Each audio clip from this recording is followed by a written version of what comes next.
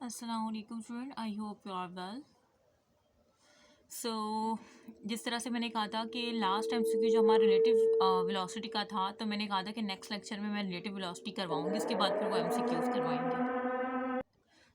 हम क्या बात कर रहे थे कि रिलेटिव वेलोसिटी का टॉपिक पढ़ने जा रहे हैं, उसके बाद फिर वो एमसीक्यू जो हमने छोड़ा था कि जब हम रिलेटिव वेलोसिटी पढ़ लेंगे तब मैं करवाऊंगी। स्टार्ट करते हैं। रिलेटिव वेलोसिटी तो पढ़ा ही होगा, क्या होती है रिलेटिव वेलोसिटी है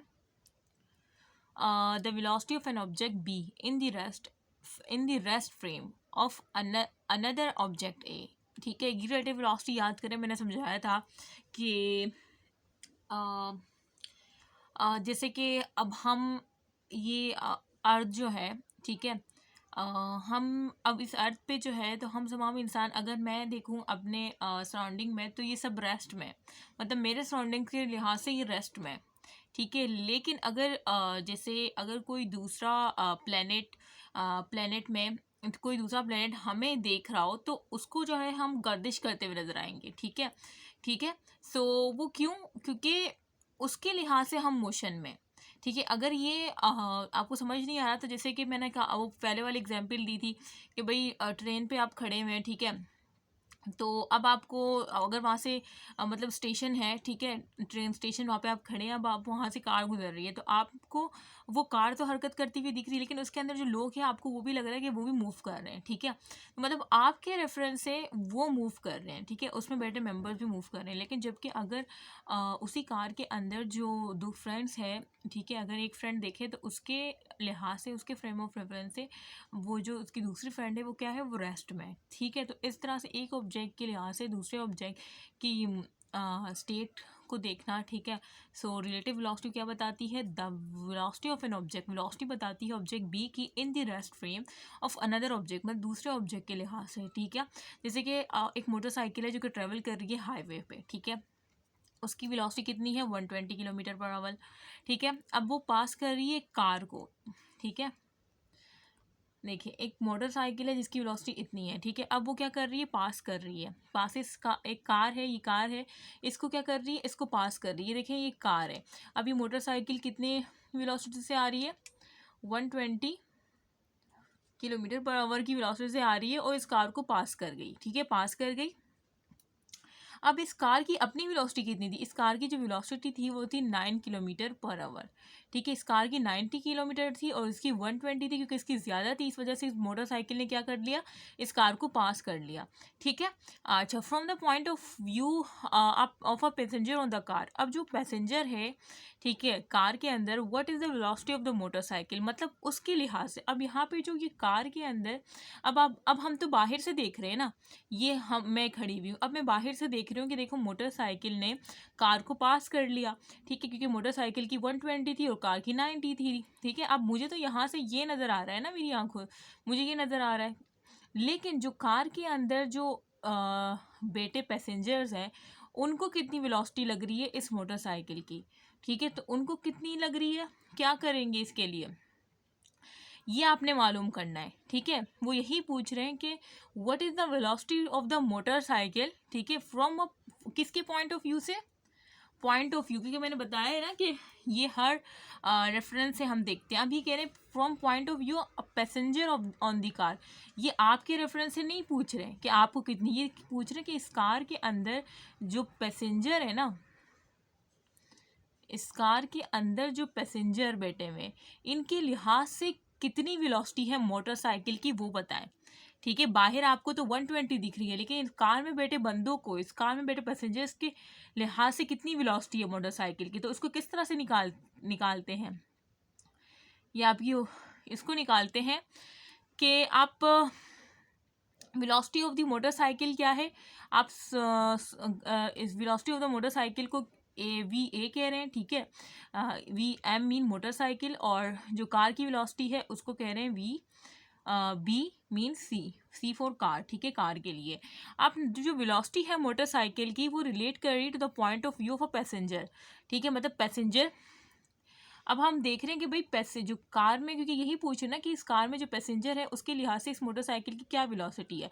अब हमें पता है कि भाई कार की अपनी तो 90 है, ठीक है, और 120 जो है वो मोटरसाइकिल की है, लेकिन पैसेंजर के लिहाज से कितनी होगी, तो हम क्या करेंगे, हम करेंगे 120 माइनस 90। जब माइनस कर लेंगे तो हमारा आंसर क्या आएगा, है हमारा आंसर क्या आएगा, जल्दी से बताएं। ठीक है, क्या आएगा, 120 माइनस 90 करेंगे तो 30 किलोमीटर पर आवर। तो इसका मतलब कार में जो बैठे पैसेंजर है उनको जो है इस मोटरसाइकिल की वेलोसिटी कितनी लग रही है, 30 किलोमीटर पर आवर। तो इस तरह से वो आपको कोई भी रेफरेंस दे के पूछ सकते हैं कि भाई अब यहाँ पे इन्होंने पैसेंजर ऑफ कार के लिहाज से पूछ लिया, आपको किसी और कोई और एग्जाम्पल दे के आपसे पूछ सकते हैं कि भाई वो बता दें। ठीक है, सो इसी तरह से जो है आपने सोल्यूशन करना है, आपने देखना है। और इसमें तो कोई समझाने की बात नहीं है ना, क्योंकि कार की देखें ये एक कार है। ठीक है, अब कार में जो बैठे बहुत अजीब सी कार है, नई मॉडल है। ठीक है, अब कार में जो 2 पैसेंजर थे, ठीक है, अब इस कार की खुद 90 किलोमीटर पर आवर थी और जो मोटरसाइकिल आके इसको पास कर रही थी उसकी 120 थी। तो अब जो कार वाले पैसेंजर है उसको तो इसकी 30 दिखेगी ना, 30 दिखेगी, क्योंकि वो भी मूव कर रहा है। तो इसको जो पैसेंजर है ना उसको इस मोटरसाइकिल की 30 दिखेगी, जबकि जो बाहर जो मैं खड़े होके देख रही थी तो मुझे इसकी 120 दिखेगी और इसकी 90 दिखेगी, लेकिन कार में बैठे पैसेंजर को 30 दिखेगी। ठीक है, सो ये बेसिकली था कि 120 को भी हमने 90 में से माइनस किया तो 30 आया, ये हमारी रिलेटिव वेलोसिटी निकल गई। ठीक है, सो इस तरह से होता है velocity of the motorcycle relate to the passenger of the car is 30 kilometre per hour. ठीक है, अब वो एमसीक्यू जो आप लोग नहीं सॉल्व कर पा रहे थे कि मैम हमने तो रिलेटिव वेलोसिटी आपने पढ़ा ही नहीं है तो हम कैसे सॉल्व करें, अब ये बहाना तो आपका दूर हो गया, अब जल्दी से मुझे सॉल्व करके बताएं। अच्छा, इससे पहले मैं आपको एक चीज़ बता दूँ, वरना फिर आप लोग कहेंगे कि मैम ये तो आपने बताया ही नहीं। ठीक है, एक चीज़ नोट कर लें एमसीक्यूज़ पॉइंट ऑफ व्यू के लिए। ठीक है, आपको रिलेटिव वेलोसिटी का कॉन्सेप्ट तो समझ आ गया। अब मैं आपको एमसीक्यूज़ पॉइंट ऑफ व्यू, जब भी जैसे कि इसमें था कि मोटरसाइकिल जो है वो पासेस कर रही है कार को, मतलब दोनों की डायरेक्शन क्या लग रही, यहाँ पे दोनों की डायरेक्शन क्या थी, सेम थी। तो जब भी दोनों ऑब्जेक्ट की डायरेक्शन सेम होगी तो उसमें से जो वेलोसिटी ए है ना वो माइनस हो जाएगी वेलोसिटी बी में से। ठीक है, और इस तरह से वी ए बी आपके पास आ जाएगी, मतलब रिलेटिव वेलोसिटी। लेकिन जब भी फॉर एग्जाम्पल अगर आपको कोई दूसरा एमसीक्यूज दिया होता, ये जो मैंने आपको सोल्यूशन एग्जाम्पल के तौर पर सॉल्व करवाई है, अगर यहाँ पे कोई ऐसा एमसीक्यूज होता जिसमें होता कि वो दोनों एक दूसरे से अपोजिट साइड पे जा रही है, मीन डायरेक्शन क्या हो गई यहाँ पे, अपोजिट। ठीक है, जब डायरेक्शन अपोजिट होगी तो यहाँ पे जब रिलेटिव वेलोसिटी निकलेगी ना तो यहाँ पे फिर प्लस होगा। ठीक है, यहाँ पे क्या होगा, यहाँ पे प्लस होगी रिलेटिव वेलोसिटी। ठीक है, V A plus V B. ठीक है, इस तरह से प्लस होगी।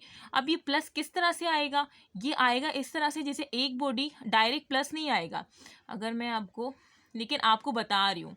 ठीक है, कैसे कि एक बॉडी अगर इस डायरेक्शन में है, ठीक है, 20 मीटर पर सेकंड से, और दूसरी जो है उस डायरेक्शन में 30 मीटर पर सेकंड, तो आपने क्या लिखना है, अब फार्मूला आपने यही लिखा, यही फार्मूला मेन लिखा, लेकिन क्योंकि डायरेक्शन अपोजिट है आपने क्या किया,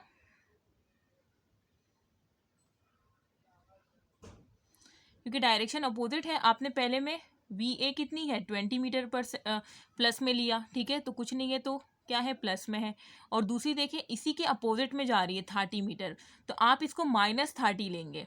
अगर मैं थोड़ा इसको क्लियर कर दूं, अच्छा तो हम क्या कह रहे थे, मैंने आपसे कहा था कि अगर दोनों ऑब्जेक्ट की डायरेक्शन सेम होगी, ठीक है, सेम डायरेक्शन में वो पास कर रहे होंगे एक दूसरे को ना, तो फिर तो वहाँ पे रिलेटिव वेलोसिटी जो है एक ऑब्जेक्ट की दूसरे ऑब्जेक्ट से जो है वेलोसिटी क्या होगी, माइनस होगी। ठीक है, और आपके पास रिलेटिव वेलोसिटी निकल आएगी। लेकिन अगर ऑब्जेक्ट जो है एक दूसरे के अपोजिट मूव कर रहे होंगे तो बेटा इसमें क्या होगा कि फॉर एग्जाम्पल अगर आता कि दोनों अपोजिट डायरेक्शन में जा रहे हैं, एक कार जो है जो राइट साइड पे जा रही है वो 30 मीटर पर सेकंड से जा रही है, और जो लेफ्ट साइड पे जा रही है वो माइनस 40 मीटर पर सेकंड। माइनस क्यों लगा, क्योंकि ये माइनस शो कर रहा है, माइनस क्या शो कर रहा है, minus showing the opposite in direction. ठीक है, माइनस ये शो कर रहा है। तो अब देखिए आपके पास वेलोसिटी दे दी है, अब आपने सिंपल ये वाला फॉर्मूला लिखा। ठीक है, आपने क्या लिखा, वी ए बी, क्योंकि ये बॉडी ए है और ये क्या है, ये बॉडी बी है और ये बॉडी ए है। ठीक है, अब आपने वी ए आपको कितनी दी है, 30 मीटर पर सेकेंड। ठीक है, और माइनस का माइनस, ये जो माइनस था ना ये वाला, ये इस फॉर्मूले का माइनस था, यहाँ पे जो है माइनस। ठीक है, और उसके बाद ये देखिए ये -40 मीटर पर सेकेंड है, वी बी जो है ना ये बी है, तो हमने -40 मीटर पर सेकेंड लिखा। ठीक है, समझ तो आ रहा होगा ना आपको।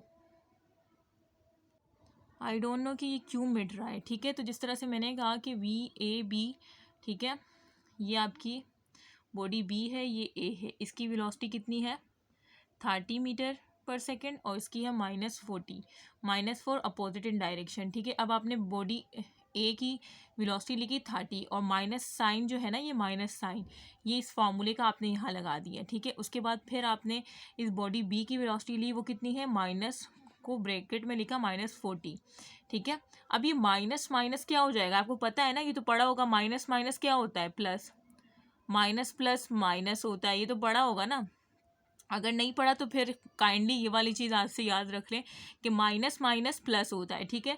तो अब ये माइनस माइनस क्या हो जाएगा, ये प्लस हो जाएगा, ये माइनस मिलके प्लस हो जाएंगे, तो -40 और 30, इसको जब आप प्लस करेंगे तो क्या आएगा 50 60 70 किलोमीटर पर आवर इसका आंसर आ जाएगा, ठीक है, इस क्वेश्चन का, ठीक है, जो मैंने आपको एग्जाम्पल दी। जब भी अपोजिट इन डायरेक्शन, तो मतलब ये मैंने आपको सॉल्व इस वजह से कराया कि ये प्लस क्यों आता है इसके फॉर्मूले में ना, बस आप याद रखें कि जब भी opposite in direction relative velocity में बात होगी तो वहाँ पे प्लस होगी ना दोनों वेलोसिटीज़, और जब सेम डायरेक्शन होगी तो नेगेटिव। और प्लस क्यों होगी, क्योंकि जब एक अपोजिट डायरेक्शन में जा रहा होगा तो वो माइनस शो करेगा, और माइनस माइनस प्लस हो जाता है इस वजह से, ठीक है। सो आई होप कि आपको समझ आ गया हो। अब ये देखें, अब ये MCQ आप कर पाएंगे, ठीक है। अब इसमें देखिए, इस MCQ में क्या कहा जा रहा है, इसमें कहा जा रहा है कि दो कार जो है वो ट्रेवल कर रही है ऑन स्ट्रेट रोड है, ठीक है, वहाँ पे ट्रेवल कर रही है इन अपोजिट डायरेक्शन, जैसे मैंने ऊपर बताई थी 2 कार की एग्जाम्पल, ठीक है। ये कार है,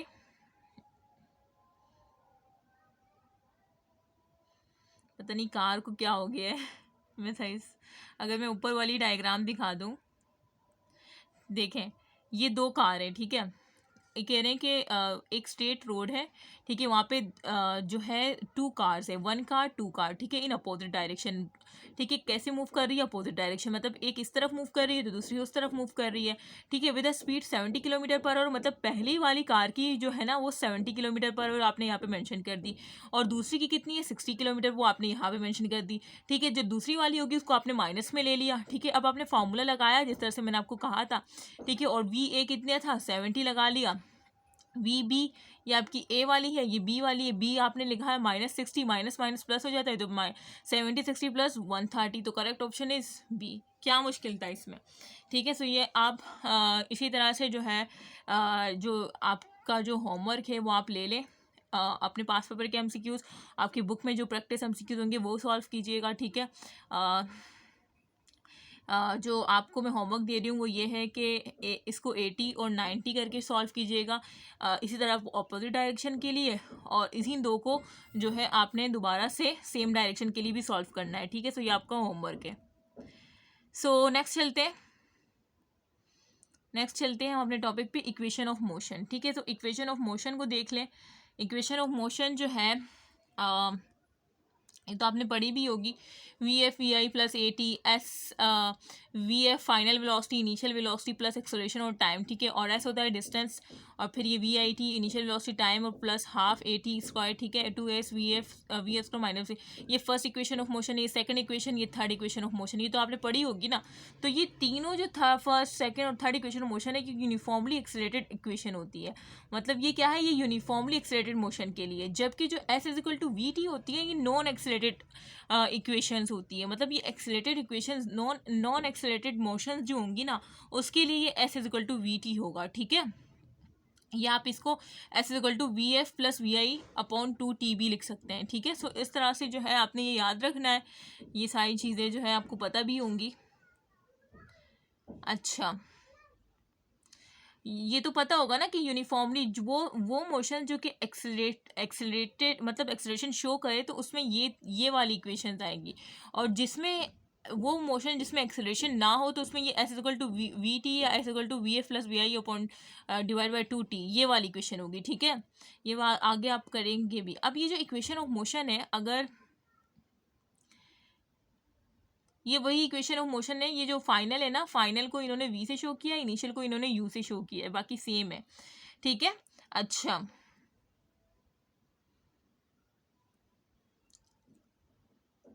अब देखिए जो इक्वेशन ऑफ मोशन है ना, इसके लिए आपने कुछ चीज़ें याद रखनी है जो कि आगे MCQ जब आप सॉल्व करेंगे तो आपको पता होना चाहिए, ठीक है। सो ये जो मैं बता रही हूँ ना, इसको फ़ौरन मेमोराइज भी कर ले, नोट भी कर ले, बार बार मुझे कहने की ज़रूरत ना पड़े, ठीक है। देखें, इक्वेशन ऑफ मोशन जो होती है ना, अगर मैं थोड़ा सा ये कॉल रिसीव कर लूँ, या अल्लाह। अच्छा, तो मैं क्या बता रही थी, मैं कह रही थी कि भाई इक्वेशन ऑफ मोशन ना, अब इसको जो है जब आप एमसीक्यूज में यूज़ करेंगे ना, तो कुछ चीज़ें आपने याद रखनी है, ठीक है। एक तो मैंने ये इक्वेशंस का बता दिया कि कौन सी यूनिफॉर्मली एक्सलेटेड इक्वेशंस होती है, कौन सी नॉन एक्सलेटेड होती हैं, ठीक है। इक्वेशन ऑफ मोशन भी आपको रिवाइज कर दी। अब मैं आपको कुछ चीज़ें बता रही हूँ जो कि आपने याद रखनी है, ताकि जब आप एमसीक्यूज सॉल्व करें ना, तो आप अटके नहीं वहाँ पे, ठीक है। तो अगर आप लोग चाहते हैं कि आप अटके नहीं, तो ज़रा गौर से सुन लें और साथ में नोट भी कर लें, ठीक है। अच्छा,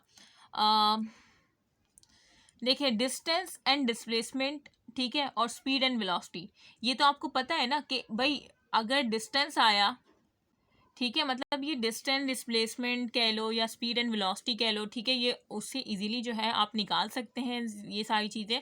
और सेकंड जो है, मतलब अगर आपसे का डिस्टेंस की बोला जाए, डिस्प्लेसमेंट बोला जाए, ठीक है, तो आप लोग समझ जाना कि सेम थिंग है। अच्छा, दूसरा ये कि बेटा स्पीड ऑफ बॉडी जो है ना, इसमें स्पीड ऑफ बॉडी जो होती है, ये आपने याद रखना है कि इन इक्वेशन को हम तभी यूज़ करेंगे जब हमारी स्पीड ऑफ बॉडी जो है ना, वो बहुत स्मॉल हो स्पीड ऑफ लाइट से। जाहिर सी बात है, स्पीड ऑफ लाइट तो बहुत ज़्यादा तेज़ी से होती है ना, तो ये सारी इक्वेशन ऑफ मोशन सिर्फ उन्हीं के लिए यूज़ होंगी जिसकी क्या हो, स्पीड ऑफ बॉडी जो हो वो बहुत स्मॉलर हो किसी स्पीड ऑफ लाइट से, ठीक है। ये तो पता ही होगा। ऐसे नहीं कि स्पीड ऑफ कोई बॉडी है जो कि स्पीड ऑफ लाइट से मूव कर रही है, तो आप उसके लिए ये वाली इक्वेशन लगा रहे हो, ऐसा तो नहीं है ना। और वो देते भी नहीं है ऐसे, ठीक है। वो वही ऑब्जेक्ट देते हैं, वही बॉडीज देती है जिनकी स्पीड जो होती है वो स्मॉलर होती है स्पीड ऑफ लाइट से, ठीक है। तो ये एमसीक्यूज भी आ सकता है आपके लिए। अच्छा, और ये सारी जो इक्वेशन ऑफ मोशन है, ये लीनियर मोशंस के लिए यूज होती है। कौन सी मोशन के लिए? लीनियर मोशन के लिए, ठीक है।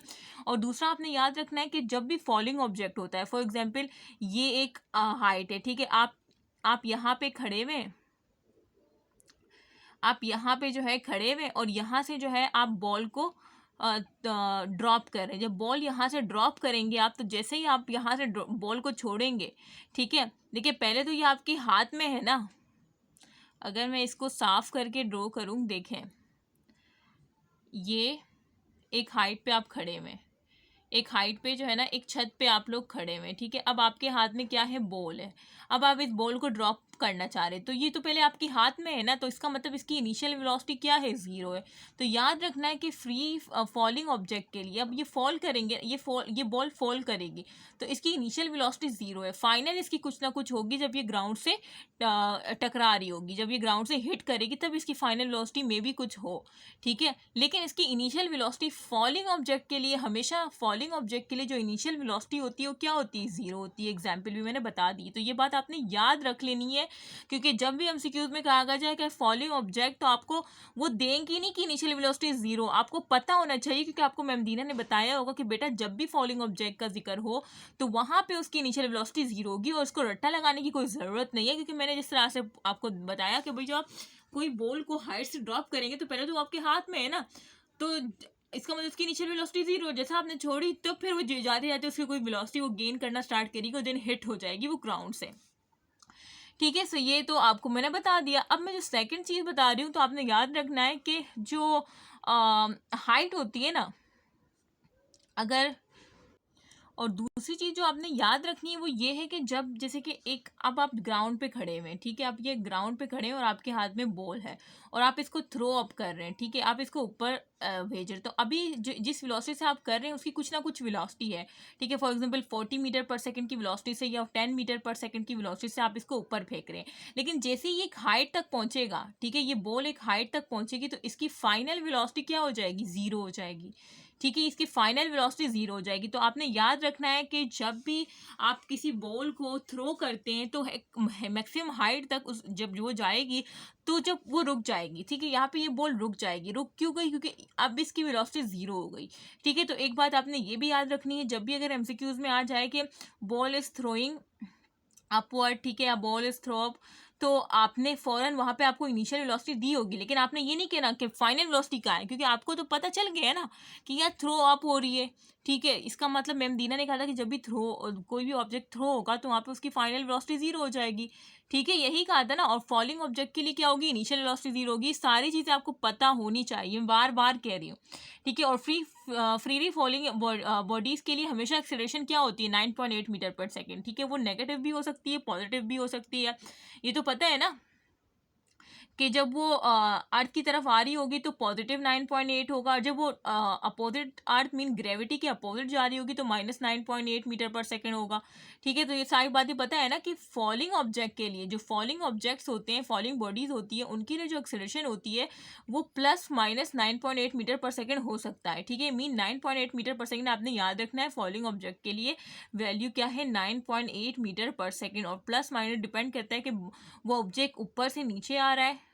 ठीक है, मतलब टुवर्ड्स ग्रेविटी आ रहा है तो प्लस होगा, अगेंस्ट ग्रेविटी जा रहा है तो नेगेटिव होगा। ठीक है, सो ये सारी चीज़ें हैं। अच्छा अच्छा, उसके बाद ये वही मैंने बता दिया, सेम चीज़ इन्होंने बताई है कि भाई फ्रीली फॉलिंग, अगर ऊपर से फ्रीली फॉलिंग होगी तो जाहिर सी बात है ज़मीन की तरफ आ रही है तो +9.8 मीटर्स होगा। अगर वर्टिकली अपवर्ड आप उसको थ्रो कर रहे हैं तो फिर उसकी जो एक्सेलरेशन होगी -9.8 मीटर पर सेकेंड स्क्वायर होगी, क्योंकि अगेंस्ट ग्रेविटी जा रहा है तो 9 माइनस है। ठीक है, ये टूवर्ड्स ग्रेविटी आ रहा है तो पॉजिटिव है, और वैल्यू तो आपने याद रख ही लेनी, 9 मीटर पर सेकेंड स्क्वायर। लेकिन ये बात याद रखना है, जब आप MCQ सॉल्व करेंगे ना, जब आप MCQ सॉल्व करेंगे तब आपने 9.8 मीटर पर सेकेंड स्क्वायर नहीं रखना, तब आपने क्या रखना है, 10 मीटर पर सेकेंड स्क्वायर। इससे जो है ना आपको MCQ को सॉल्व करना आसान हो जाएगा।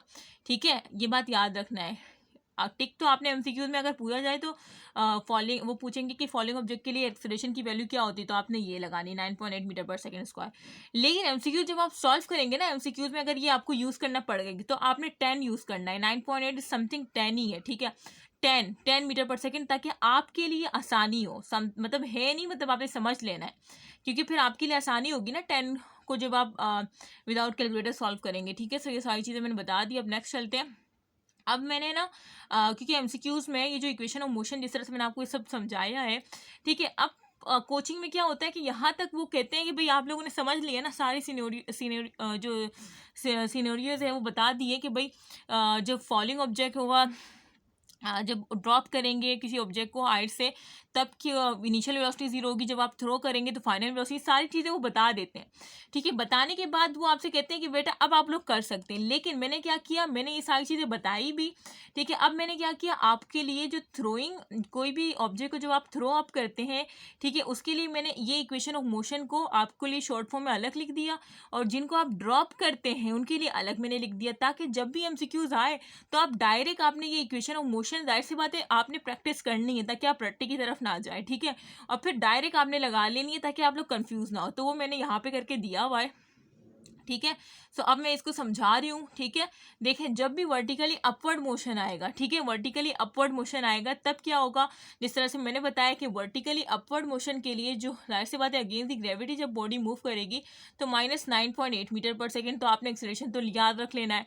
ठीक है, और वहाँ पे जो डिस्टेंस होगा, एज फॉर डिस्टेंस, वो हाइट के बराबर होगा, हाइट के बराबर होगा। ठीक है, same same vertically downward motion में भी डिस्टेंस हाइट के बराबर होगा, vertically upward, vertically down motion मतलब जो नीचे आ रही है, और इसमें जो जी की वैल्यू होगी, क्योंकि टूवर्ड्स ग्रेविटी जा रहा है तो +9.8 मीटर पर सेकेंड होगा। ठीक है, अच्छा, और डिस्टेंस दोनों में हाइट के बराबर है। अब देखें इसकी जो ये वाली equation of motion VF = VI - GT, -GT क्यों लगा, क्योंकि इसका जो G था ना वो माइनस में था। ठीक है, तो -GT लगा। ठीक है, और इसका देखिए +G था तो +GT लगा, VF VI +GT। तो जब भी आपको अगर कोई MCQ दिया जाए उसमें आप पढ़ते आप समझ जाए कि भाई ये वर्टिकली डाउनवर्ड मोशन है तो आपने +GT वाला फॉर्मूला लगाना है, VF VI +GT। अगर वर्टिकली अपवर्ड मोशन आप समझ जाए कि भाई कोई ऑब्जेक्ट है जो कि वर्टिकली अपवर्ड थ्रो किया जा रहा है, तो फिर वहाँ पे आपने -GT वाला लगाना है कि VF VI -GT। इस तरह सेम हाइट के लिए, डिस्टेंस के लिए VIT -1/2 GT²। मतलब इक्वेशन ऑफ मोशन सेम है, बस जहाँ पे अगर वर्टिकली अपवर्ड मोशन के लिए जब आपने -9.8 मतलब -G ले ली, तो उसके लिए मतलब आपने हर फॉर्मूले में जहाँ पे +G था वहाँ पे आपने -G करना है। जैसे वर्टिकल वर्टिकली डाउनवर्ड में प्लस जी था ना, तो यहाँ पे प्लस जी था, आपने जैसे इक्वेशन ऑफ मोशन ऊपर प्लस प्लस था ना, लेकिन क्योंकि यहाँ पे जब वर्टिकली अपवर्ड की बात की जाएगी तो वहाँ पे माइनस जी है, तो माइनस प्लस क्या बताया था, माइनस प्लस क्या होता है माइनस, तो फिर बस वहाँ पे माइनस माइनस आ जाएगा, जैसे H is equal to V I minus 1/2 G T square, जबकि यहाँ पे प्लस 1/2 जी टी स्क्वायर है। इस तरह से यहाँ पे क्या है 2GH VF square VI square, ये भी सेम है, लेकिन यहाँ पे 2G प्लस 2GH है, क्योंकि जी है, जी प्लस है, तो जो जहाँ पे कुछ नहीं होता प्लस होता है, अब यहाँ पे माइनस जी है तो ये -2GH हो जाएगा। ठीक है, तो ये देखें इसमें कुछ भी रट्टा लगाने की बात नहीं है। जो इक्वेशन ऑफ मोशन देखें यहाँ पे, जो इक्वेशन ऑफ मोशन आपने पढ़ी ये सब प्लस में, क्योंकि ये वर्टिकली डाउनवर्ड मोशन के लिए यहाँ पे प्लस जी होता है, लेकिन अगर वर्टिकली अपवर्ड मोशन के लिए बात की जाए तो बस ये जो प्लस प्लस है ना, इसको माइनस, सॉरी, ये जो दो प्लस है ना इसको माइनस करें और इसके साथ -2GS लगा दे, मतलब जहाँ पे ए है वहाँ पे जी के साथ माइनस लगा दे। ठीक है, सो ये सब कुछ था जो मैंने आपको बताया, और इसमें बच्चे बहुत कंफ्यूज होते हैं। ठीक है, अच्छा एक दूसरी मैं ट्रिक देने जा रही हूँ, हाँ, क्योंकि ये जो हाइट को, या जिस तरह से मैंने कहा कि भाई डिस्टेंस बराबर है हाइट के।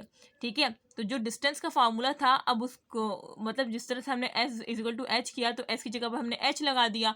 ठीक है, अब देखिए यहाँ पे जो एमसीक्यू होती है उसमें क्या पूछा जा रहा है कि a boy drops a ball, एक बॉय है जो कि क्या कर रहा है, एक बॉय है, ये बॉय है, ठीक है, जो कि ड्रॉप कर रहा है किसको, बॉल को ड्रॉप कर रहा है, ये बॉल है। ठीक है, drop a ball from a height and it take from for 4 second, और ये कितने सेकेंड ले रहा है, 4 सेकेंड ले रहा है, टाइम कितना है 4 सेकेंड दे दिया। ठीक है, to reach on a ground, ठीक है, ग्राउंड तक रीच करने के लिए टाइम इसने दे दिया कि कितना ले रहा है 4 सेकेंड। ठीक है, और अब ये कह रहा है कि to reach on a ground find the height, मतलब इसकी हाइट आपने कैलकुलेट करनी है और आपको सिर्फ टाइम दिया गया है, तो आप क्या करेंगे, कौन सा केस है ये वर्टिकली डाउनवर्ड वाला केस है, क्योंकि बॉय जो है वो ड्रॉप कर रहा है हाइट से, एक हाइट है। ठीक है, अगर मैं थोड़ा सा इसको क्लियर बना दूं, ठीक है, ये एक हाइट है, ये हाइट आपसे पूछी जा रही है। ठीक है, और आपसे कहा जा रहा है कि भाई यहाँ ग्राउंड तक पहुँचने में उसने जो टाइम लिया है वो 5 सेकेंड लिया है। ठीक है, और ये एक बॉय है, ठीक है, जो कि बॉल उसको ड्रॉप कर रहा है, ये बॉल है। ठीक है, अब ये बॉल आपको सिर्फ टाइम दिया है, अब आपने ये वाला फॉर्मूला ले लेना है, क्योंकि वर्टिकली डाउनवर्ड का केस है, ये बॉल नीचे आएगी। ठीक है, तो वर्टिकली डाउनवर्ड का जब केस है, ये बॉल नीचे आएगी, तो इसमें क्या कौन सा प्लस जी आएगा, माइनस जी आएगा, वर्टिकली डाउन में क्या होगा, प्लस जी। ठीक है, तो प्लस जी वाला फॉर्मूला आएगा। अब देखें जो शॉर्ट ट्रिक है वो ये है, F is equal to F H 5T², ये फॉर्मूला है शॉर्टकट, और ये इसी फॉर्मूले से आया है।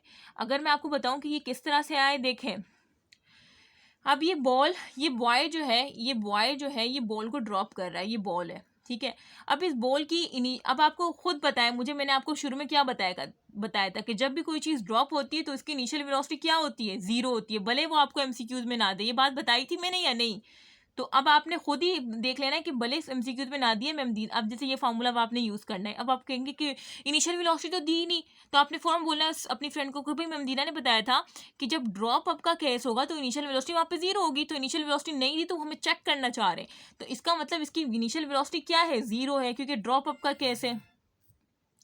ठीक है, इनिशियल वेलोसिटी 0 है। ठीक है, तो अब आपने जब 0 लगा देंगे इस फॉर्मूले में, और 0 से जब 5 मल्टीप्लाई होगा तो ये तो 0 हो जाएगा पूरा। ठीक है, और फिर ये सिर्फ ये वाला पार्ट बढ़ जाए, तो 1/2 आपने 10 लगा दिया। ठीक है, और T² को ऐसे ही रहने देगा, 2 1 2, 2 5 10, तो 5T² आ गया ना ये वाला फॉर्मूला, ये इसी से आया है। तो अब आपको याद हो जाना चाहिए कि ये इसी से आया है। अब T आपको दिया है 5 सेकेंड, तो 5 5 25, और 25 को 5 से, सॉरी यहाँ पे 5 सेकेंड नहीं 4 सेकेंड दिया है, तो 4 4 16, और 16 को 5 से जब आप मल्टीप्लाई करेंगे इस तरह से, तो आपकी जो हाइट आएगी वो कितनी आएगी, 80 मीटर। तो इस तरह से आपने सॉल्व करना है। ठीक है, आई होप कि आपको समझ आ गया हो। नेक्स्ट चलते हैं हम। अच्छा, तो मैं अगर आपको होमवर्क दूँ ना, एक तो आपने इसकी प्रैक्टिस दोबारा से करनी है, दूसरा जो आपका होमवर्क है, तो एक होमवर्क तो जो मुझे कहने की ज़रूरत नहीं है, वो है कि आपने लेक्चर लिंक के बाद अपनी टेक्स्ट बुक को लाजमी रीड आउट कर लेना है। ठीक है, वो मुझे कहने की ज़रूरत नहीं है। अच्छा, जो मुझे कहने की ज़रूरत है बता देती हूँ। ठीक है, देखें, एक आप सॉल्व करें, 4 सेकेंड की जगह आपने रखना है 6 सेकेंड एक दफ़। ठीक है, और 8 सेकेंड रखना है। ठीक है, ये 2 क्वेश्चन आपने सॉल्व करने, सेम यही सवाल है, बस सेकंड से चेंज करना है, सेम यही फॉर्मूला लगेगा, ठीक है। सो आप लोग का ये होमवर्क है। आगे चलते हैं न्यूटन के लॉज ऑफ मोशन ना। तो ये सर आइजैक न्यूटन थे जिन्होंने ये 3 लॉ दिए थे, first law, second law, third law, ठीक है। तो ये क्या बताते हैं, ये बेसिकली एम्पेरिकल लॉज है। ये पूछा जा सकता है एमसीक्यूज में कि ये जो फर्स्ट, सेकंड और थर्ड लॉ है ये कौन से लॉ है। ये बेसिकली एम्पेरिकल लॉ है। एम्पेरिकल लॉ ये वो होते हैं जो कि कंक्लूजन होते हैं ऑफ एक्सपेरिमेंट के। मतलब ये जो लॉज है ये ऐसे ही हवाओं में तीर नहीं चला दिए, ये बाय द एक्सपेरिमेंट हुए। एम्पेरिकल लॉज वो होते हैं जो कि बाय कंक्लूजन होते हैं एक्सपेरिमेंट के, ठीक है। मतलब एक्सपेरिमेंट हुए होते हैं, वो बाकायदा कंक्लूजन होते हैं, ठीक है। तो ये एम्पेरिकल लॉज है। अच्छा, दूसरा ये कि स्पीड ऑफ ऑब्जेक्ट स्मॉल होता है। इसमें जो स्पीड ऑफ ऑब्जेक्ट होता है ना वो स्मॉल होता है हमेशा, ठीक है। और ये लीनियर मोशन के लिए होता है। ये 3 आपने याद रखना है इसके न्यूटन लॉ के, कि एक तो लीनियर मोशन के लिए था, ठीक है, देखिए स्ट्रेट लाइन पे लीनियर मोशन, ठीक है। और दूसरा स्पीड ऑफ ऑब्जेक्ट जो है स्मॉल हो, ठीक है, स्मॉल स्पीड ऑफ ऑब्जेक्ट के लिए एप्लीकेबल है। और एम्पेरिकल लॉ है, मीन ये कंक्लूजन ऑफ एक्सपेरिमेंट से निकले, ठीक है। और न्यूटन्स के लॉ है laws of motion, Newton's law of motion भी कहते हैं, ठीक है। सो वन बाय वन देखते हैं। फर्स्ट लॉ को पहले देखते हैं। फर्स्ट लॉ क्या कहता है आपसे, हैं कभी तो पढ़ा होगा ना फर्स्ट लॉ। फर्स्ट लॉ जो है बेसिकली, अगर मैं थोड़ा सा यहाँ पे अगर आपको बताऊं तो every body remain in a state of rest और uniform motion unless acted by an net external force. मतलब हर बॉडी जो है स्टेट में, जो वो अपनी स्टेट है उसी में रहना चाह रही है। मतलब अगर वो रेस्ट में है तो वो रेस्ट में रहना चाह रही है, अगर वो यूनिफॉर्म मोशन में है तो वो यूनिफॉर्म मोशन में रहना चाह रही है, अनलेस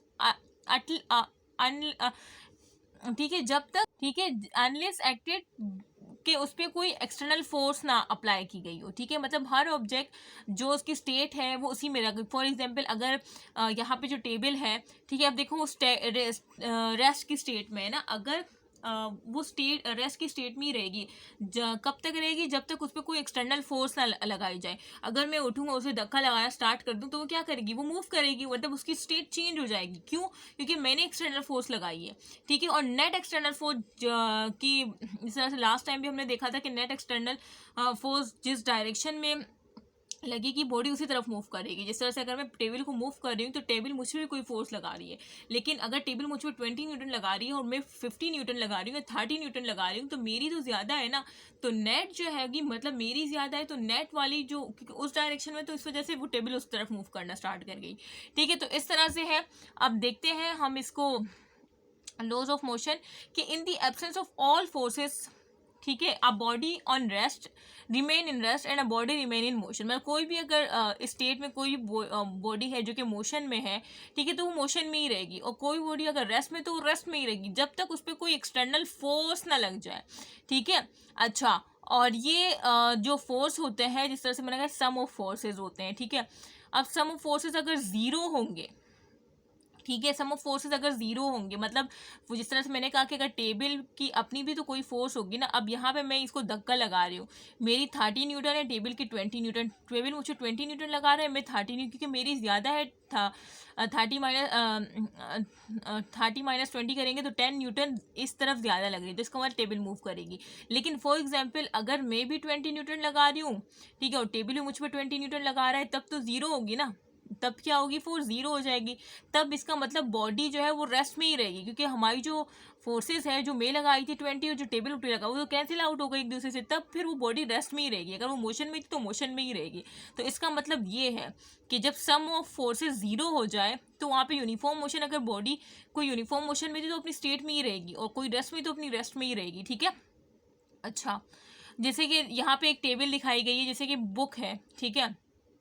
अब बुक है तो बुक का कोई वजन है ना, कोई वेट है जो कि वो टेबल पे लगा रहा है। इस तरह से टेबल क्या कर रही है, उसके जो है उसके अगेंस्ट क्या कर रही है, फोर्स लगा रही है, जिसे हम नॉर्मल डायरेक्शन कहते हैं, जिसे एन से शो किया गया है, ठीक है। अच्छा, तो इसके नतीजे में देखें, अब ये वेट जितनी फोर्स लगा रहा है, और अब ये बुक जो है, बुक का जितना वजन था, मतलब जो फोर्स की शक्ल में बुक का जितना वेट था, जो कि वो एक फोर्स की शक्ल में इस टेबल पे लगा रही थी, और इसी तरह से जो टेबल का जितने फोर्स वो उस बुक पे लगाई थी नॉर्मल डायरेक्शन, तो ये दोनों इक्वल है, इक्वल एंड अपोजिट है। तो इस तरह से ये दोनों क्या हो गए, कैंसिल आउट हो गए। जब ये कैंसिल हो गए तो इसका मतलब जो एवरेज फोर्स आई, ठीक है, जो नेट फोर्स आई वो क्या हो गई, जीरो हो गई। तो जब वो जीरो हो गई तो इसका मतलब ये टेबल रेस्ट में ही रही, रेस्ट में ही रही ना, ये टेबल मूव करना स्टार्ट हो गई। आपकी टेबल, अब मेरी टेबल पे बुक पड़ी हुई है, अब वो क्यों जबकि वो जो बुक है वो उस पर अपने वेट लगा रही है, मीन एक फोर्स लगा रही है उस टेबल पे, वो टेबल जो है उस पर एक फोर्स लगा रही है, नॉर्मल एक्शन जिसे कहते हैं। लेकिन वो रेस्ट पे इस वजह से है, उसकी स्टेट इस वजह से चेंज नहीं हुई, जिस तरह से मैंने आपको इससे पहले भी एग्जाम्पल बताई, वो इस वजह से स्टेट उसी रेस्ट में है क्योंकि वो दोनों जो फोर्सेस है वो इक्वल एंड अपोजिट डायरेक्शन में, तो वो दोनों एक दूसरे से कैंसिल आउट हो गई। तो जब नेट फोर्स जीरो हो गई तो वो रेस्ट में ही रही। अगर टेबल थी तो वो रेस्ट में ही रही, अगर कार थी यूनिफॉर्म मोशन से मूव करी तो वो यूनिफॉर्म मोशन से ही मूव कर रही थी, ठीक है। सो ये सारा ये चीज़ है, ठीक है। जैसे कि एक वो होता है पैराडूपर, तो वो उसका वेट नीचे आता है, ठीक है, ज़मीन की तरफ, और जो एयर रेजिस्टेंस होती है जिसे ड्रैग फोर्स कहते हैं, वो उसको अपोजिट डायरेक्शन में उसके ऊपर फोर्स अप्लाई करते हैं, ठीक है। लेकिन उसकी जो यूनिफॉर्म मोशन थी इस पैराडूपर की, वो कॉन्स्टेंटली वो नीचे क्यों आता है, क्योंकि जो वेट उसका था, जो फोर्स लगा रहा था वेट की शक्ल में, और जो ड्रैग फोर्स थी, जो एयर रेजिस्टेंस थी, वो दोनों इक्वल एंड अपोजिट थी, ठीक है। इस वजह से इसकी यूनिफॉर्म मोशन पे कोई फर्क नहीं पड़ा, वो यूनिफॉर्मली नीचे आ गया, ठीक है। और इसकी स्टेट चेंज नहीं क्योंकि इसकी नेट फोर्स जीरो हो गई, ठीक है, दोनों फोर्स कैंसिल आउट हो गई, ठीक है। और कैंसिल किस तरह से हुई, देखें, वेट और नॉर्मल एक्शन बराबर है, अब ये नॉर्मल एक्शन इस तरफ आएगा तो ये जीरो हो जाएगी, इस तरह से ये भी देखें इस तरह से, ठीक है, ये आपको समझाने के लिए।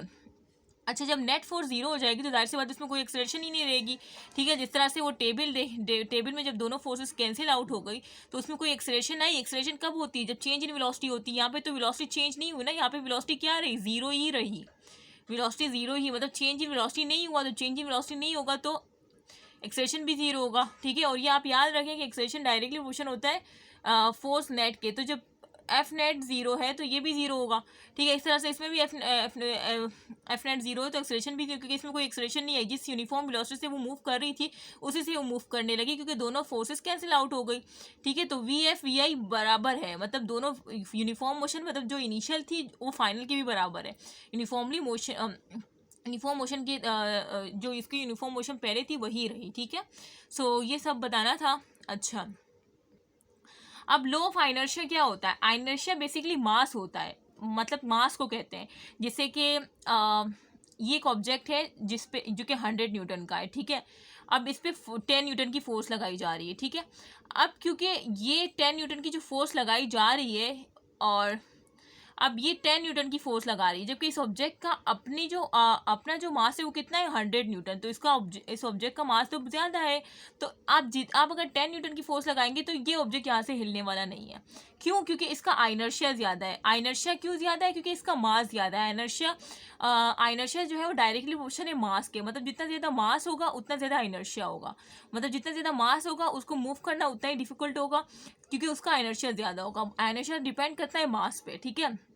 तो tendency of an object to resist its state, वो आइनर्शिया कहलाता है, कि वो टेंडेंसी, जैसे कि अब ये 100 न्यूटन है तो ये अब ये रेजिस्ट कर रहा है, जो मैं फोर्स लगा रही हूँ ना 10 न्यूटन इसको मूव करवाने के लिए, ये मुझ पर डबल फोर्स लगा रहा है और ये रेजिस्ट कर रहा है, अपनी स्टेट को चेंज करने से रेजिस्ट कर रहा है, मतलब ये जिस स्टेट पे था रेस्ट की स्टेट उसी पे रहा, क्योंकि ये क्या कर रहा है, इनर्शिया बेसिकली मास को कहते हैं, ठीक है।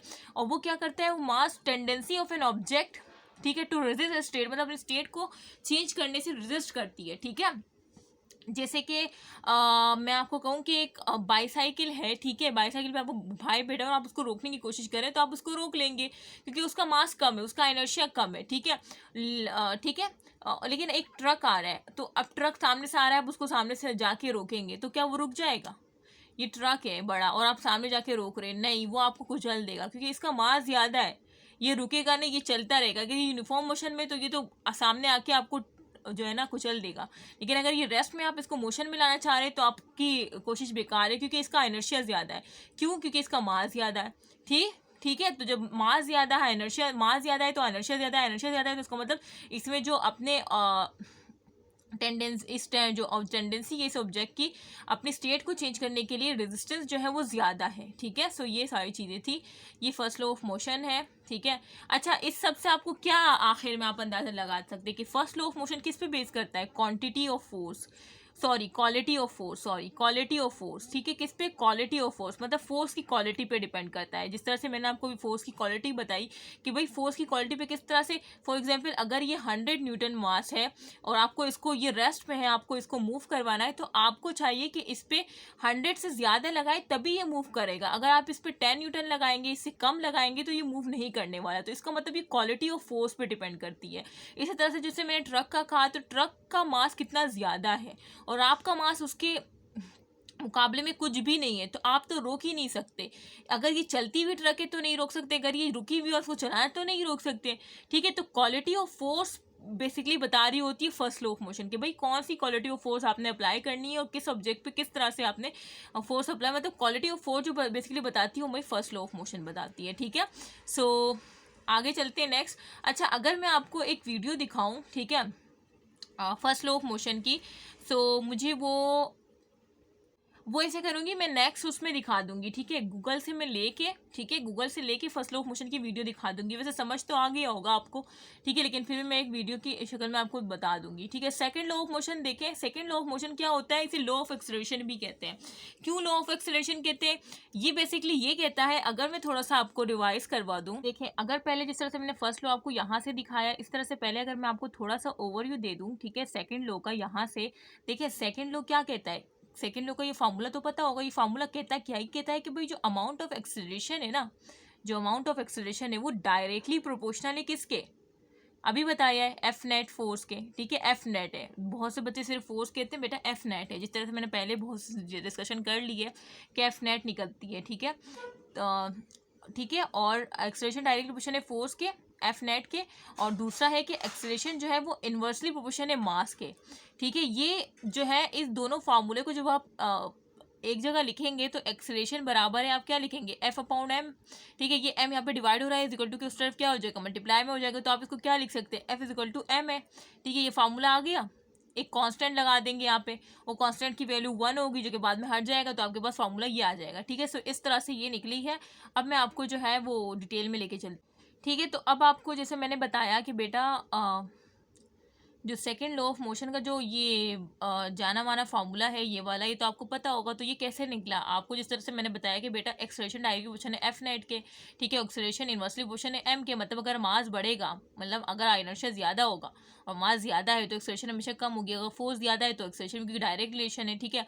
जब इन दोनों को हमने एक जगह किया, ठीक है, सेकेंड लॉ ऑफ मोशन, अब इनको ये डायरेक्टली प्रोपोर्शनल का साइन हटाने के लिए, मतलब इजिकल टू का साइन लगाने के लिए हमने एक कांस्टेंट लगाया कि जिसकी वैल्यू 1 थी, ठीक है, जिसको हमने बाद में हटा दिया। हमारे पास ये फार्मूला, ये एम डिवाइड में था, उस तरफ आया, तो ये हमारे पास फार्मूला आ गया, ठीक है। अब एक एग्जांपल मैं आपको बता रही हूँ, ठीक है। अब जैसे कि ये ट्रक है, ये ट्रक आपको नजर आ रहा है, ये ट्रक है। अब ये ट्रक रेस्ट पे, और आपको इसको क्या करना है? हरकत में लाना है, आपको इसको मूव करवाना है। तो क्या करेंगे? फोर्स लगाएंगे, ठीक है। तो अगर मैं कलर चेंज करूँ तो यहाँ से जो है फोर्स अप्लाई की आपने, left side to right side आपने जो फोर्स अप्लाई की वो 100 न्यूटन की, ठीक है। और आपने जो राइट साइड से लेफ्ट साइड पे जो फोर्स अप्लाई की वो आपने कितनी की? 200 न्यूटन, ठीक है। तो अब आपने एफ नेट निकालना है। आपने एफ नेट किस तरह से निकालेंगे? आपने एफ नेट जो निकालना है, सेकंड वाले से फर्स्ट वाले को माइनस कर दे।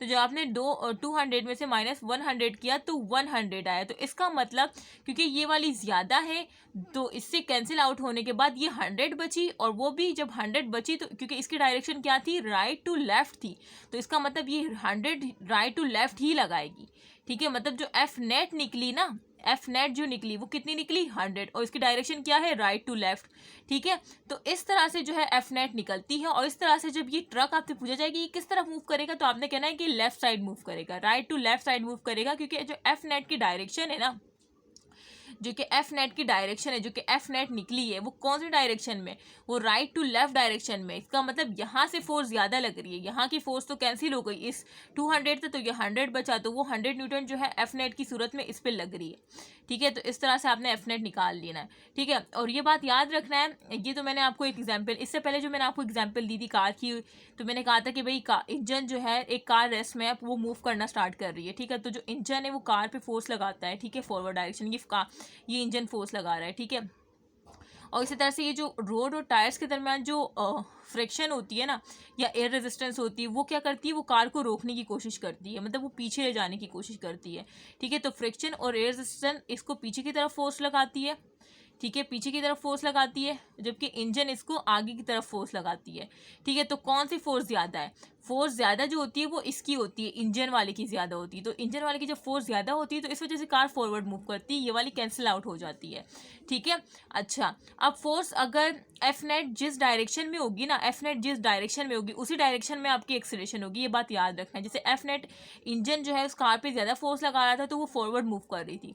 ठीक है, तो उसी डायरेक्शन में आपकी एक्सेलरेशन भी प्रोड्यूस होगी। जाहिर सी बात है, जिस डायरेक्शन में वो कार मूव करेगी उसी डायरेक्शन में आपकी एक्सेलरेशन प्रोड्यूस होगी।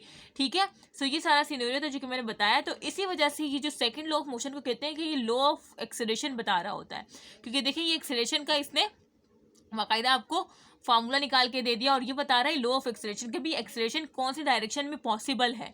जिस तरह से आपने देखा कि भाई इस कार की जो है ना एफ नेट जो है वो लेफ्ट टू राइट डायरेक्शन में, क्योंकि इंजन जो कार में फोर्स लगा रहा है वो ज़्यादा है बनिस्बत उस फ्रिक्शन वाली फोर्स के, तो इस वजह से ये जो है राइट साइड पे मूव करेगा। तो जब फोर्स राइट साइड पे है तो जाहिर सी बात है एक्सेलरेशन भी राइट साइड पे। तो इस तरह से ये लॉज ऑफ एक्सेलरेशन के बारे में बताता है सेकेंड लॉ ऑफ मोशन। और दूसरी बात अगर की जाए तो ये क्वांटिटी ऑफ फोर्स बताता है। क्वांटिटी मतलब कि भाई कितनी क्वांटिटी, जैसे एयर जो ये वाली था फर्स्ट एग्जांपल जो हमने देखी, तो उसमें जो क्वांटिटी थी वो 100 थी, जो कि राइट साइड पे लग रही थी, राइट साइड जो लग रही थी, और जो लेफ्ट साइड पे लग रही थी वो 200 थी। तो क्योंकि इसकी क्वांटिटी ज़्यादा है तो इस वजह से ये जो ट्रक था वो लेफ्ट साइड पे मूव किया, क्योंकि जो लेफ्ट साइड की तरफ जो फोर्स लग रही थी वो ज़्यादा थी, मतलब इसकी क्वांटिटी ज़्यादा थी। इसी वजह से जो एफ नेट था, एफ नेट की डायरेक्शन थी वो लेफ्ट साइड, मतलब ट्रक जो है वो लेफ्ट साइड मूव किया। तो बेसिकली ये क्वांटिटी ऑफ फोर्स बताती है कि जो ज़्यादा फोर्स जिस डायरेक्शन में लग रही होगी, तो एफ नेट जब आप निकालेंगे तो उसी डायरेक्शन में जो है वो एफ नेट ज़्यादा होगी जिस डायरेक्शन में फोर्स ज़्यादा थी। ठीक है, और उसी डायरेक्शन में मोशन होगी, उसी डायरेक्शन में एक्सेलरेशन होगी। तो बेसिकली क्वांटिटी ऑफ फोर्स पे, क्वांटिटी ऑफ फोर्स से रिलेट करता है सेकेंड लॉ ऑफ मोशन। जिस तरह से पहला हुआ था क्वालिटी ऑफ फोर्स, ठीक है, कि क्वालिटी क्या है और इसमें क्या है क्वांटिटी ऑफ फोर्स। ठीक है, तो बेसिकली मैंने आपको हर एग्जाम्पल हर तरह से मैंने आपको समझा दिया। ठीक है, अब आपको कोई मुश्किल नहीं पेश होनी चाहिए। अब थर्ड लॉ ऑफ मोशन देख लें। थर्ड लॉ ऑफ मोशन क्या कहता है, थर्ड लॉ ऑफ मोशन ये कहता है कि भाई every action force there is an equal and opposite reaction force. जैसे कि ये टेबल है, ठीक है, ये टेबल है, अब इस पे बुक पड़ी हुई है। अब बुक का अपना वेट है जो कि फोर्स की शक्ल में नीचे बेयर कर रहा है, और ये है एक्शन, मतलब ये बुक एक्शन कर रही है, इस टेबल पे एक्शन कर रही है।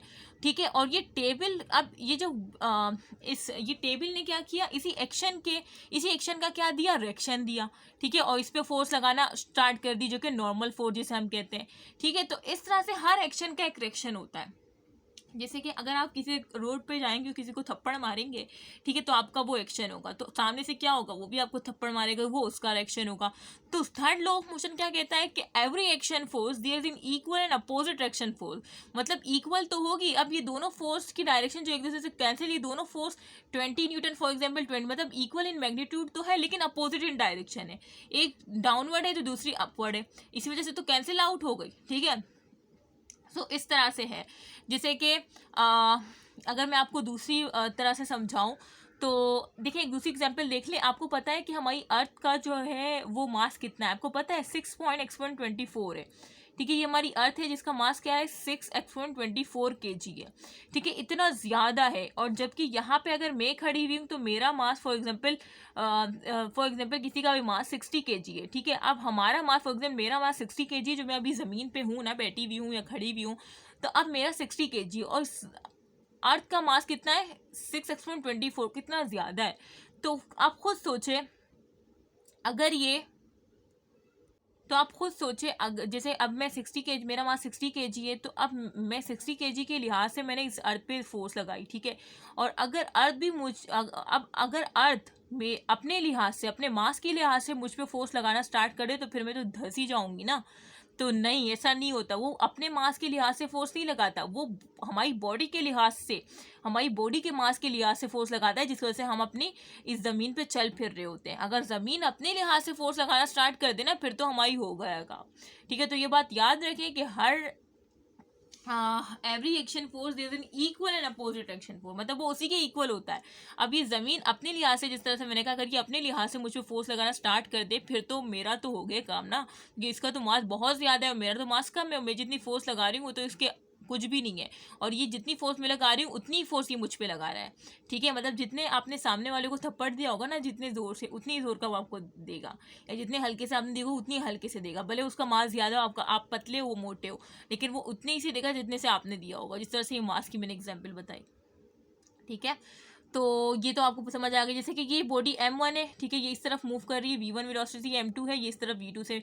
अब ये दोनों जब एक दूसरे से कोलाइड करते हैं, ठीक है, तो फॉर एग्जांपल अगर m1 इस m2 से कोलाइड करती है, तो आप क्या लिखेंगे? ये m1 है और ये v1 है, इसकी वेलोसिटी, तो इसकी फोर्स क्या होगी? क्योंकि ये m1 m2 से कोलाइड कर रही है, तो इसकी फोर्स होगी कि F12 के 1 वाली बॉडी 2 से कोलाइड कर रही है। इस तरह से 2 वाली, अगर ये B वाली बॉडी अगर A से कोलाइड करेगी, तो फिर क्या होगा? मतलब m2 वाली बॉडी अगर m1 से कोलाइड करेगी, तो इसका फोर्स किस तरह से आएगा? क्योंकि m2 वाली बॉडी, इसकी वेलोसिटी भी v2 है, तो इसकी फोर्स क्या होगी? F21। मतलब 2 वाली बॉडी 1 से कोलाइड कर रही है, तो F21, और इसकी जो डायरेक्शन होगी वो किस में होगी? नेगेटिव, क्योंकि ये उस पहले वाले फोर्स के अपोजिट जा रही है, इस वजह से F21 आई, ठीक है। तो इस तरह से आपने लिखा कि F12 is equal to minus F21, ठीक है। देखिए दोनों की मैग्नीट्यूड सेम है, लेकिन अपोजिट इन डायरेक्शन है, ठीक है। तो ये थर्ड लॉ ऑफ मोशन आपको कहता है, ठीक है। तो मैंने बहुत सिंपल वे में आपको समझाया है, हर तरह से मैंने आपको समझा दिया है, ठीक है। उसके बाद मैंने कुछ MCQs निकाले, जो कि इंशाल्लाह मैं नेक्स्ट लेक्चर में डिस्कस करूंगी। इस लेक्चर में मैं डिस्कस नहीं करना चाह रही, और ये MCQ जो है मैं इंशाल्लाह वेबसाइट पर डालूंगी, ठीक है। अभी तो फिलहाल मैंने इस लेक्चर के अंदर डाल दिए हैं, लेकिन नेक्स्ट टाइम मैं यहाँ पर नहीं डालूंगी, वेबसाइट में डालेंगी, और वेबसाइट का लिंक आपसे शेयर हो जाया करेगा, ठीक है। उन्हीं स्टूडेंट से जिन्होंने सपोर्ट किया होगा वेबसाइट की मेकिंग में, ठीक है, उसके पेमेंट मेथड में, ठीक है। सो उन्हीं से वो वेबसाइट लिंक शेयर होगा, ठीक है, क्योंकि इस तरह से फिर ज़्यादती हो जाएगी। और मैं आप सबसे कह रही हूँ कि आप सब ज़रूर सपोर्ट करने में हिस्सा